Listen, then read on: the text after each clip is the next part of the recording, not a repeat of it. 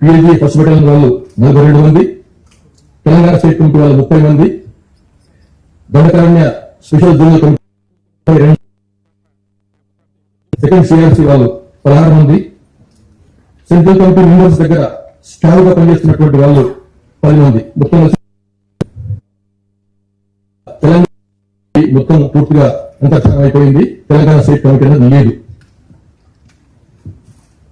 వీళ్లకు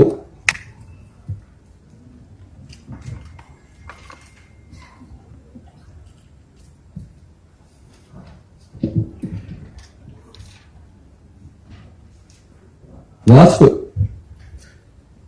ఈ 130 మందికి సరెండర్ అయిన వాళ్ళు ఎవరైతే బయటకు వచ్చినారో వారికి ఇచ్చేటువంటి పునరావాసం డివిజనల్ కమిటీ సభ్యులకు 5 లక్షల రూపాయలు, అంటే ఎలిజిబిలిటీ ఉన్న వాళ్ళకి మాత్రం, ఈడే కమిటీ సభ్యులకు 4 లక్షలు, పార్టీ సభ్యులకు 1 లక్ష రూపాయలు.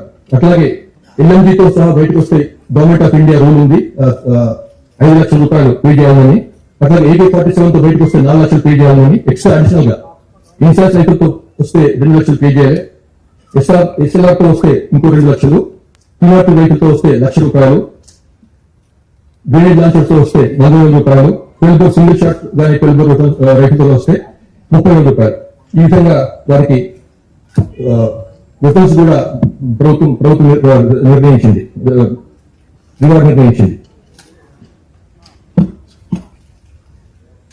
లాస్ట్ 2024 నుంచి జరుగుతున్నటువంటి లాస్ట్ 2 ఇయర్స్ లో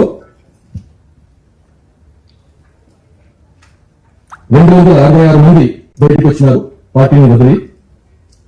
అందులో 4 సెంట్రల్ కమిటీ సభ్యులు ఉన్నారు, 19 మంది స్టేట్ కమిటీ మెంబర్లు ఉన్నారు, ఒకరు RCM ఉన్నారు రీజనల్ కమిటీ మెంబర్, అట్లాగే 36 మంది రీజనల్ కమిటీ మెంబర్లు, 131 ACS ACMలు, 530 మంది పార్టీ మెంబర్లు ఉన్నారు. అట్లా ఈ విధంగా 721 మంది లాస్ట్ 2 ఇయర్స్ లో 721 మంది బయటకు వచ్చినారు. 266 వెపన్స్ కూడా బయటకు వచ్చినాయి.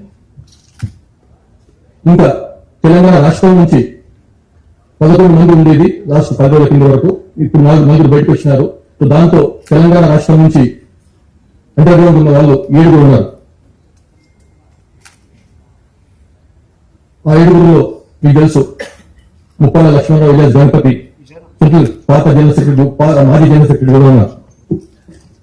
అంటే మరొకసారి పోలీస్ డిపార్ట్మెంట్ తరఫు నుంచి ఆ మిగతా 7 కూడా బయటకు వస్తే బాగుంటుందని చెప్పి మేము వాళ్ళకు రెండోసారి అప్పీల్ చేస్తాం.